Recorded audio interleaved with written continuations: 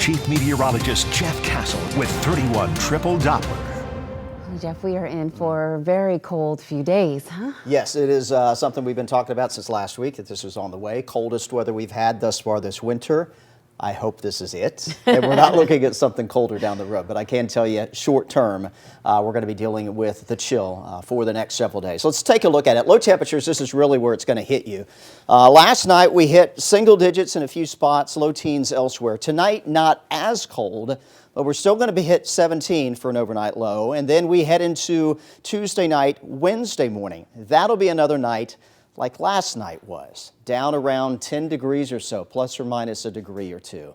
And then we will start to recover slowly by the end of the week. Still in the teens again Thursday morning, Friday morning, Saturday morning, getting back into the mid-20s as temperatures will start to moderate later this week and on into the weekend. And beyond that, looking towards the end of the month of January, this will be later next week, we are seeing a trend to maybe slightly warmer than average for this time of year. So hold on, it is going to get better from here, but the next several days are going to be quite cold as we continue with this Arctic air mass in place. Now, keep in mind, a couple of weeks ago when we had Arctic air move in, we had a weather maker move through and that produced a snowfall for us. Well, that same thing's going to happen, just not here in the Tennessee Valley.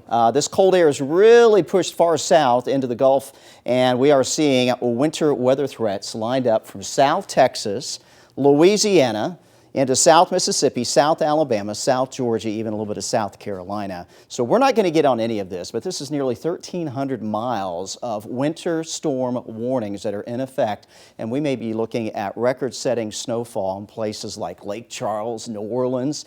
It'll likely be snowing, Gulf Shores, Orange Beach area, but really not around here. This is going to pass well south of us. We'll put things into motion here. The wide view here looking at just one of the computer models. You see the snow heading into tomorrow morning there, South Louisiana, building into South Mississippi and South Alabama. But notice none of that really gets close to us. Maybe a few snowflakes as far north as Birmingham. We might pick up a flurry around here, but that will be it as this system quickly pulls away. So we are not expecting any winter weather threats here locally. It is starting, though. Much of this that you see on radar across Texas, Louisiana, into Mississippi, not reaching the around atmosphere, very dry, kind of like what we dealt with a couple weeks ago on Friday.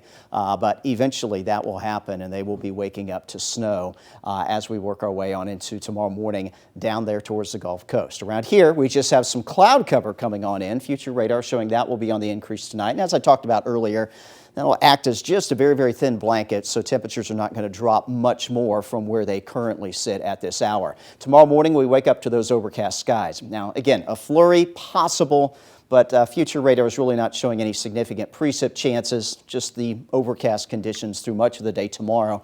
And then late on Tuesday, here's 4 o'clock, we start to clear things out. That's bad news because as we clear Tuesday night into Wednesday morning, that once again is going to open the door for that radiational cooling and those temperatures to get very, very cold again heading into Tuesday night, early Wednesday. And they're going to be cold enough tonight, down to 13 in Fort Payne, 17 for low in Huntsville. We had some teens earlier, single digits earlier this morning, southern middle Tennessee. We'll keep it mostly into the teens there, but still very frigid at 12 in Fayetteville. Moulton 17, 18 in Muscle Shoals. So needless to say, as you step out in the morning, you're going to need it all. Heavy coat, gloves, hat, all that good stuff. The wind won't be as strong, so we won't have that significant wind chill near zero like we stepped out into earlier this morning. But there'll still be a bit of a breeze out there. Mostly cloudy skies through the day, but little, if any, precip. Again, maybe a snowflake or two, and that is all we're expecting here. 23 around 10 o'clock in the morning, and like today, we will not make it above freezing. Everyone pretty well stuck in the upper 20s heading into tomorrow afternoon. Here's your Wave 31 Storm Tracker 10-day forecast. Again, 11 Wednesday morning. We will get back above 32, just barely, Wednesday afternoon as we return to some sunshine out there. 19 in the morning Thursday, 44 in the afternoon, and then we'll continue to see temperatures slowly go back up, returning to the 50s over the weekend. We are watching Sunday into Monday. That'll be our next weather maker that passes through the area, but right now, looks like temperatures will be warm enough that that is liquid precipitation and nothing frozen.